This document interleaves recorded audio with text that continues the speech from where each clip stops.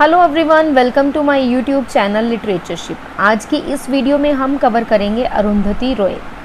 इनकी टाइमलाइन है 1961 till present. Her full name is Suzanna Arundhati Roy. इनकी डेट ऑफ बर्थ है 24 नवंबर 1961। शिलोंग, असम में इनका बर्थ हुआ है। She is an essayist, biographer, novelist, political activist.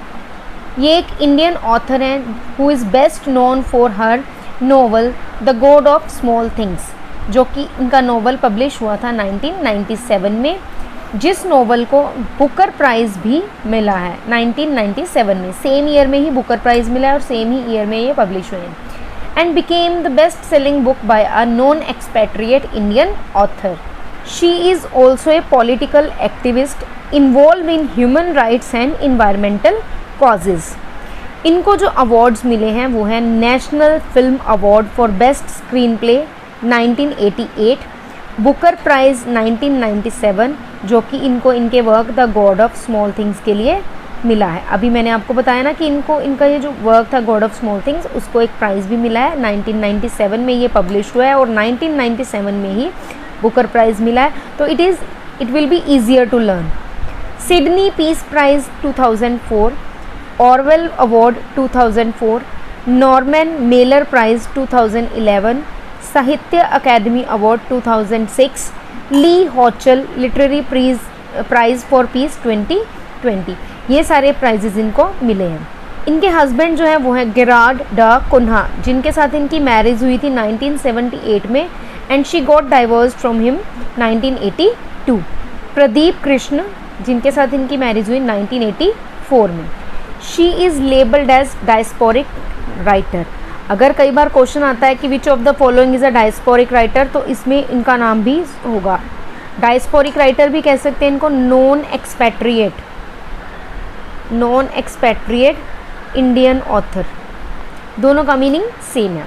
Her works are the God of Small Things 1997, जिसके लिए इनको बुकर प्राइज़ भी मिला है, वो भी मिला है सेम ईयर में 1997 में।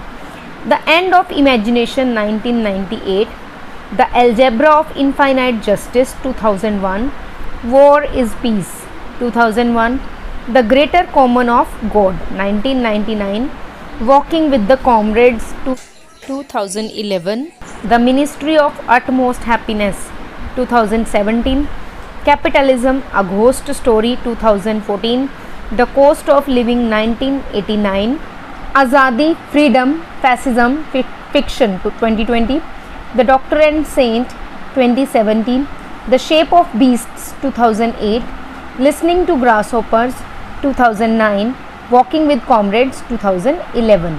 इनके वर्क को याद करने के लिए हम एक स्टोरी बना लेते हैं।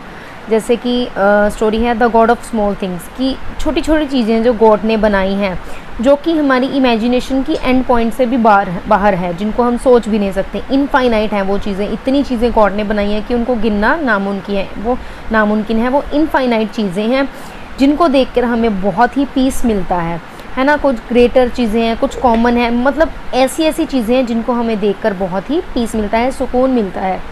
एक दिन मैं वॉक कर रही थी कॉमरेड्स के साथ, जिनके साथ वॉक करते करते मुझे बहुत ही अटमोस्ट हैप्पीनेस मिली, क्योंकि मैं उनके साथ वॉक करते करते ये सारी जो गॉड ने जो चीज़ें बनाई हैं वो देख रही थी। तो उन्होंने मुझे चलते चलते एक घोस्ट स्टोरी सुनाई। उस घोस्ट स्टोरी में जो लोग थे वो एक घोस्ट बीस्ट के द्वारा मारे जा रहे थे। तो मुझे अपनी कॉस्ट ऑफ लिविंग, मुझे अपनी ज़िंदा रहने की कॉस्ट पता चली कि मैं कितनी फॉर्चुनेट हूँ। मैं उस घोस्ट स्टोरी में बीस्ट के द्वारा नहीं मारी जा रही हूँ, तो मुझे अपनी लिविंग की कॉस्ट का पता चला।